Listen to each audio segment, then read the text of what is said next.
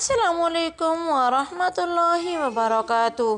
तो आज फिर मैं आई हूँ न्यू वीडियो के साथ। न्यू वीडियो है हमारी खांसी को ख़त्म करने का टोटका। तो अगर किसी की खांसी ना रुक रही हो तो सेब के छिलकों को 1.5 कप पानी में इतना पकाएं कि आधा कप रह जाए।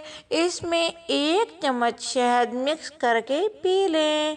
इतना गर्म हो जो कि पिया जा सके, इतना भी ना हो कि मुंह जल जाए आपका। तो आपने ये पानी दिन में 3 मरतबा पीना है और 3 दिन पीना है। खांसी आपकी ख़त्म हो जाएगी, खांसी का नाम निशान भी नहीं रहेगा। तो मेरी वीडियो अगर आपको अच्छे लगे तो मेरे चैनल को सब्सक्राइब करें, लाइक करें, शेयर करें।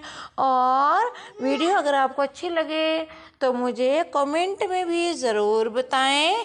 मिलते हैं कल की वीडियो में। अल्लाह हाफिज़।